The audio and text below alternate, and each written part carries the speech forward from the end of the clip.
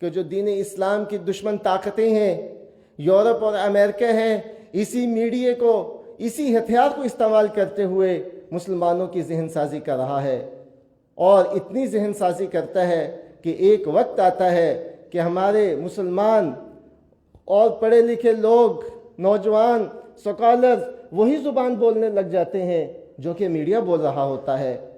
Media آج اگر کسی کو دہشت گرد کہتا ہے تو اتنا زیادہ دہراتا ہے کہ ایک وقت آتا ہے کہ ہمارے لوگ، مسلمان سادہ لوگ، وہ بھی غلط فہمی کا شکار ہو جاتے ہیں اور وہ بھی دہشت گرد پکارنے لگ جاتے ہیں۔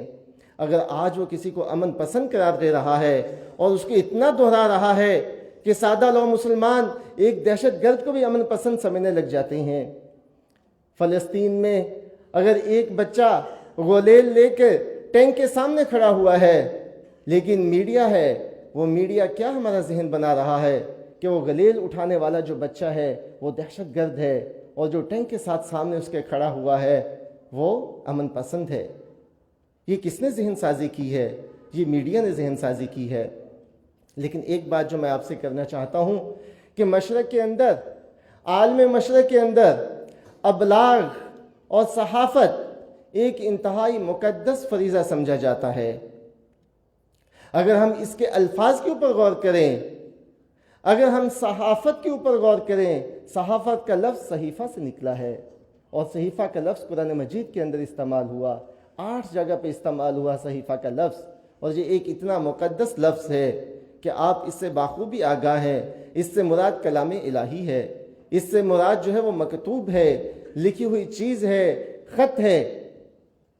تو ہمیں غور کرنا چاہیے کہ یہ ایک مقدس فریضہ ہے، اور یہ آج کیا کردار ادا کر رہا ہے، اور اس کو کیا کردار ادا کرنا چاہیے۔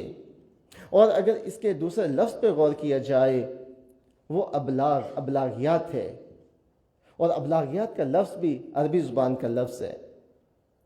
نبی کریم صلی اللہ علیہ وسلم نے انہی ذرائع ابلاغ کا استعمال کرتے ہوئے، جو کہ اس وقت دستیاب تھے، دین اسلام کی دعوت کو پوری دنیا کے اندر پھیلایا۔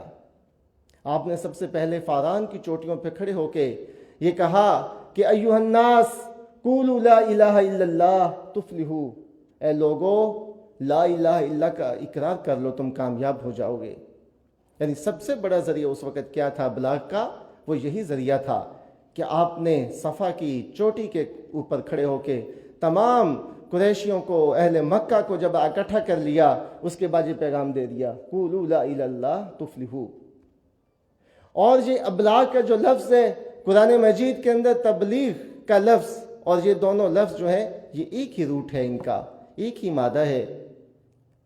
اللہ تعالیٰ نے قرآن مجید کے اندر ارشاد فرمایا نبی صلی اللہ علیہ وسلم کو کہ یا ایھا الرسول بلغ ما انزل الیک من ربک وَإِن لَّمْ تَفْعَلْ فَمَا بَلَّغْتَ رِسَالَتَهُ، کہ اے نبی صلی اللہ علیہ وسلم، کہ آپ اللہ تعالیٰ کا پیغام جو ہے وہ انسانیت کو پہنچا دیں، بلغ، پہنچا دیں۔ یہ وہی لفظ ہے جو کہ ہم آج استعمال کرتے ہیں، ابلاغ، ذرائع ابلاغ۔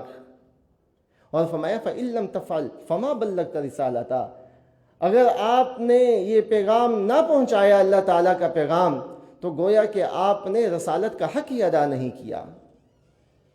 یہ تبلیغ کا لفظ جو ہے وہ اسی سے ماخوذ ہے۔ اور تبلیغ کیا ہے؟ امر بالمعروف و نہی عن المنکر ہے، نیکی کا حکم دینا ہے اور برائی سے منع کرنا ہے۔ یعنی ہمیں یہ سوچنا چاہیے کہ جو ذرائع ابلاغ ہیں، جو میڈیا اور صحافت ہے، اس کا جو بنیادی کردار ہے جو دین اسلام کے اندر ہے، وہ امر بالمعروف و نہی عن المنکر ہے، کہ نیکی کا حکم دیا جائے اور منکرات سے بچایا جائے، منکرات سے جو منع کیا جائے۔ یہ سب سے بنیادی اور اساسی فرض ہے صحافت کا، ذرائع ابلاغ کا۔ تو آج ہمیں غور کرنا چاہیے، کیا ہمارا میڈیا یہ کردار ادا کر رہا ہے؟ آج ہمیں غور کرنا چاہیے، کیا ہمارا میڈیا کیا اس کے برعکس کام تو نہیں کر رہا؟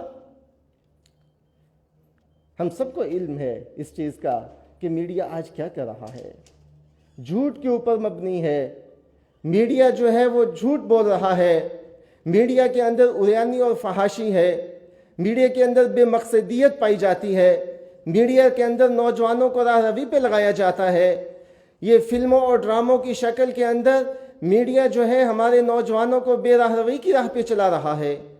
کیا ہمیں اس چیز کا ادراک نہیں ہے؟ ہمیں اس چیز کا ادراک ہے اور ہمیں سوچنا چاہیے کہ میڈیا کو کیا کردار ادا کرنا چاہیے.